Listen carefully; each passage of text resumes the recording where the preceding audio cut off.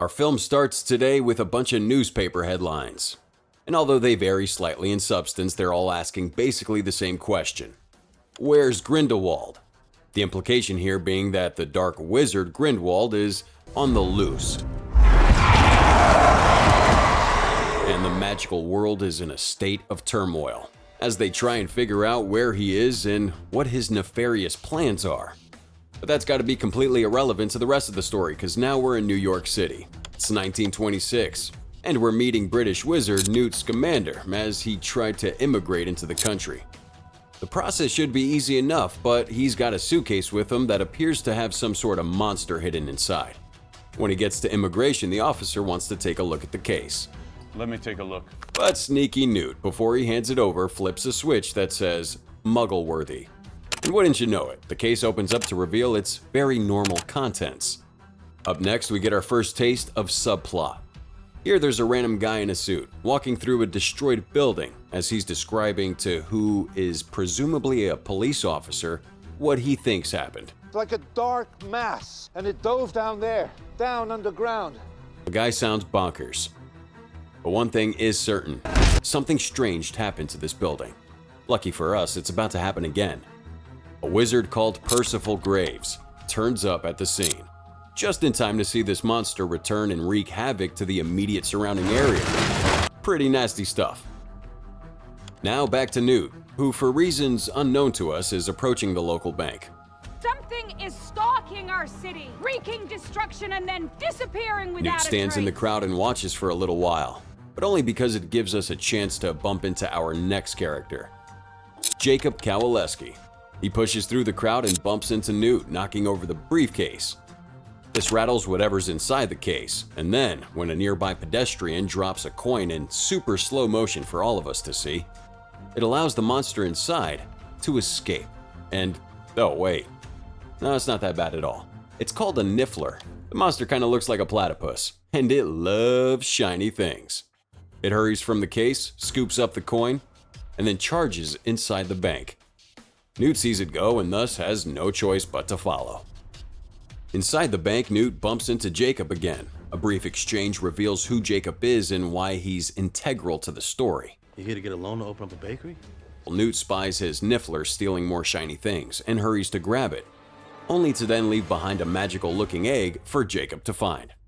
He goes to give it back, but he's called into his meeting and has no choice but to steal it. Jacob's application for a loan doesn't go so well. What do you propose to offer the bank as collateral? Collateral? This is clearly his first time dealing with a bank. But good news for him, no sooner when he leaves his unsuccessful interview does that egg he stole begin to hatch. And even better news, that he spots Newt just as it's happening. Newt, thinking quickly, does some magic stuff and zaps the two of them into a more secure area and takes that egg back. Naturally, Jacob's confused by all of it. He follows Newt through the bank and into the vault, where Newt has managed to corner the NIFFLER. The cute little thing has just stolen thousands of dollars of gold. But Newt empties his pockets and then zaps he and Jacob out of the bank, just as the authorities are turning up. Trificus totalis. Outside now, Jacob is still a little rattled by all this excitement. Newt prepares to wipe Jacob's memory, but he takes his time with it, giving Jacob a chance to grab his briefcase and run into the crowd. Memory's still very much intact. And more good news, guys, it's time for another character, one with a name that actually sounds like a real name, Tina Goldstein. She's an American Aurora who saw Newt using magic on Jacob. Before Newt has a chance to go after Jacob, she zaps Newt and herself somewhere else, and there she proceeds to reprimand him. You wiped his memory, right? The no match with the case? Tina takes Newt to the Magical Congress for the United States of America, or MUSCA for short. Here we get a little walkthrough of all the magic creatures and people in this world. We have goblins, we have elves. As Tina leads Newt to her department, we cut to another office in the building. Here we have the president of MUSCA, Serafina Pickery, arguing with Graves from earlier about the strange disturbance he saw. Serafina's freaking out because she thinks that this attack is related to Grindelwald in some way. But Graves isn't so sure. No human could do what this thing is capable of, Madam President. Alone with Newt now, Tina runs Newt through all the laws he broke which appears to be a few. But the real problem is that case of his, the one stuffed with magical creatures. Graves soon arrives and Tina tells him all about the case. He has a crazy creature in that case, and it got out and caused mayhem in a bank. With no choice, the case is popped open, and wouldn't you know it, it's the wrong case. And indeed, we cut to Jacob's apartment. He opens the case and releases a bunch of crazy creatures into New York. And from there, we jump to our subplot. This one is at the orphanage, run by that crazy second Salmers lady, Mary. Here we meet a child named Credence Barebone. Credence is a little odd to say the least. Just look at him. But you can't really blame the guy. His foster mom is super anti-witch to the point of lunacy. Newt and Tina manage to find Jacob's apartment, where they learn that a couple of creatures have gotten loose. That crazy NIFFLER thing's on the loose again? Might be. A few more moments of scrounging reveal that more than just the NIFFLER got out. Newt, thinking quickly, decides to wipe Jacob's memory and get started, but Tina stops him. You can't obliviate him? We need him as a witness. For reasons stated, they decide to keep Jacob coherent. Tina then takes Newt and Jacob to their home as a means to look out for him. But as she explains, I'm not supposed to have men on the premises. furthering that point, her roommate doesn't seem to mind either. Oh, her roommate is her sister, Queenie, another witch who has the ability to read minds. Although you don't need to read her mind to see that she has the major hots for Jacob. He didn't get the money he wanted for his bakery. You bake, honey? Although to be fair, Jacob isn't being too subtle as he's flirting right back with Queenie. But then again, there's also a good chance that this nomage is just a little taken about by all the magic he's seeing. We're in a dark alleyway now, where the strange orphan kid Credence is meeting up with Graves. It's pretty clear right away that Graves is taking advantage of Credence. My vision showed only the child's immense power. He or she is no older than 10. In exchange for finding this child, Graves will help Credence learn magic, which if this kid knew anything about Harry Potter, he would know is impossible. Back to Newt and the gang. The four new friends have dinner together, although again it's really just Jacob and Queenie flirting some more. It gets so bad that Tina eventually calls her out. Or at least she thinks it, but Queenie can read her mind, so it's kind of like the same thing. I am not flirting. Now after dinner, Newt and Jacob head off to bed. And now it's time for some more magical shenanigans. Wordlessly, Newt jumps up from bed, opens his suitcase, and then literally walks into it. Jacob's watching in awe before giving it a go himself. The suitcase leads to a sort of barn, which itself leads to a series of zoo-like enclosures where Newt is keeping a bunch of magical creatures whom he cares for. There's one other creature in there that's worth noting too. It's called an OBSCURUS, which is a weird floating ball of something. When Jacob gets too close, Newt says, Step back. with his creature still out in the city, Newt is desperate to get him back before any harm comes to him. Jacob wants to help, but he feels bad betraying the girls. I would come and show you, but don't you think it's kind of a double cross? Newt quickly explains that when this is all done with, they're just gonna wipe his memory anyway. So he may as well help and have a little fun. Plus, and this is a big one, the movie still needs to happen. So without further hesitation, Jacob agrees to help, and we're off on another adventure. Come on then. First, it's time to catch that NIFFLER creature from the beginning.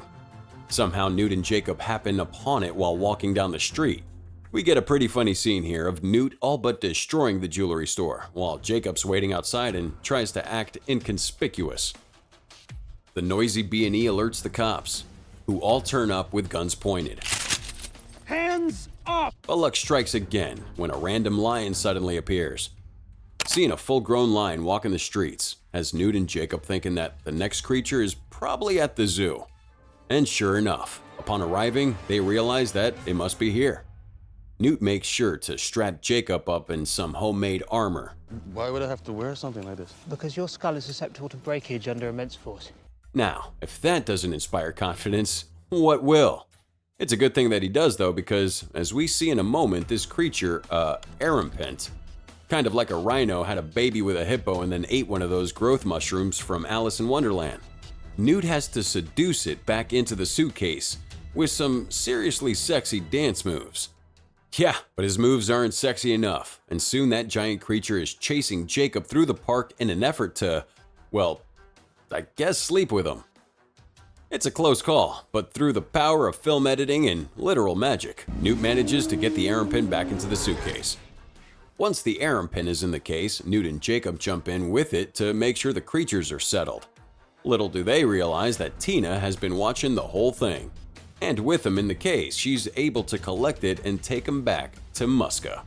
Back to that subplot. It's a political rally of some sort. But just before the would-be speaker starts up, a magical creature attacks that function and somehow manages to suck the soul right out of that speaker. Tina arrives at MUSCA where a meeting is taking place between all the heads of different magical worlds. But she has no idea and just goes in barging like she owns the place. Lucky for Tina, her problems relate directly to what this group of politicians are arguing about. It's the attacks on New York that has them all worried. They think that Grindelwald might be the cause. But when she explains that Newt is responsible for unleashing a bunch of creatures throughout the city, they figure that he might make a good scapegoat instead. Which of your creatures was responsible? No creature did this. I was an Obscurus. Naturally, no one believes him, and they ordered to take him away as well as his suitcase. This, however, has Newt in a bit of a huff. Please, you don't understand. Nothing in there is dangerous. Arrested now. Next, Newt and Tina are brought in to speak with Graves. Again, Newt tries to explain that this has nothing to do with him, but uh-oh. Graves has discovered the Obscurus that Newt is carting around with him. He even goes as far as to accuse Newt of being one of Grindelwald's followers. I'm not one of Grindelwald's fanatics, Mr. Graves. Graves is clearly thinking the same thing, because rather than taking the risk that Newt might be telling the truth, he orders for both Newt and Tina to be executed. And indeed, as soon as the order's given out, the two criminals are led away to a strange-looking chamber with overly friendly nurses whose one job is to kill him. But with a smile, so it's okay. Meanwhile, Queenie gets some sort of promotion and decides to rescue her sister before it's too late. On the way, she stops by where Jacob has been taken to have his mind erased, and using some serious extortion techniques. Does Cecily know you've been seeing Ruby? How did Let you... me obliviate this guy and she'll never hear about it from me. Nice one, Queenie. Now back to Newt. Using one of the magical creatures, he manages to pick his handcuffs, just as Tina's being lowered into the whatever that is. He fights back with witches and wizards and releases some bird dragon thing to help Tina back across the pond, and now they can escape. On the way, they bump into Queenie and Jacob, and now with the band back together, they're able to flee from the MUSCA before anyone even knows they're gone.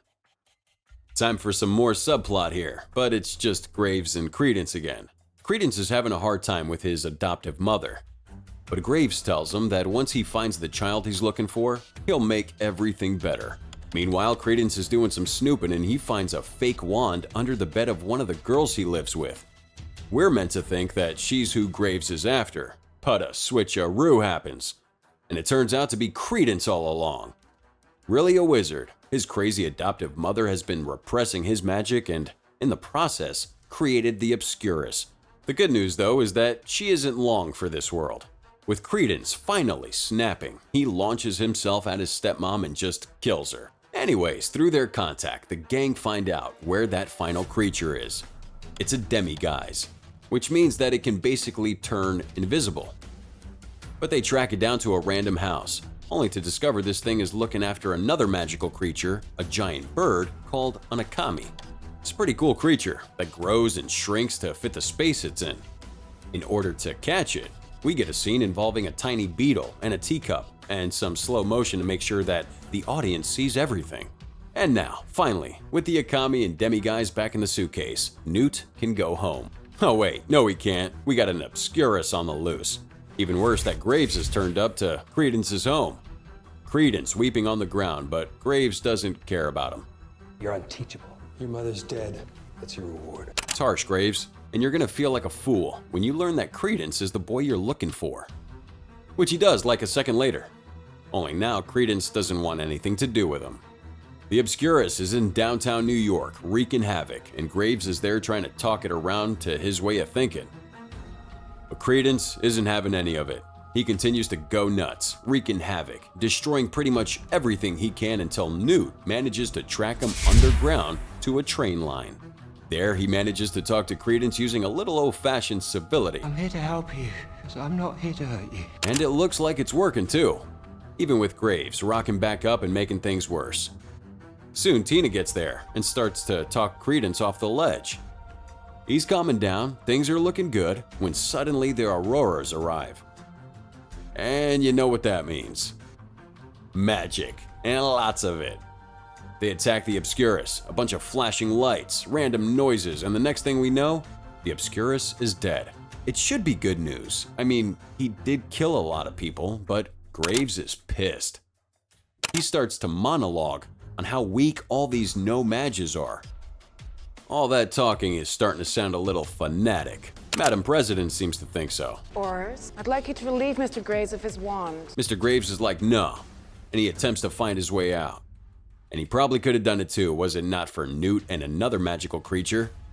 They managed to subdue Graves, and then it's revealed that Graves was in fact Johnny Depp. I mean, Grindelwald all along. There's still one small problem though. All this magic tore up half of New York, which means that all the no-mages are going to know about magic. Newt has just the answer to their problem. That griffin that he was transporting also has the power to creature storm or something. Newt gives the griffin a magical vial, and it flies into the sky, causing a rainstorm which combines with that magical vial and creates rain. That, when drunk by a no-mage, will erase their memory.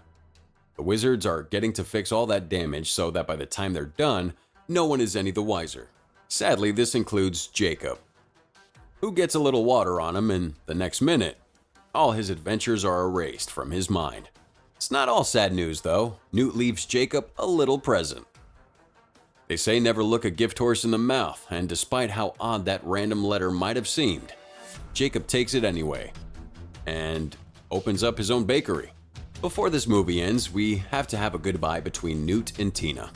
She watches as he gets on a boat out of New York. There's a lot of tears, there's some smiles and laughter, and then there's credits.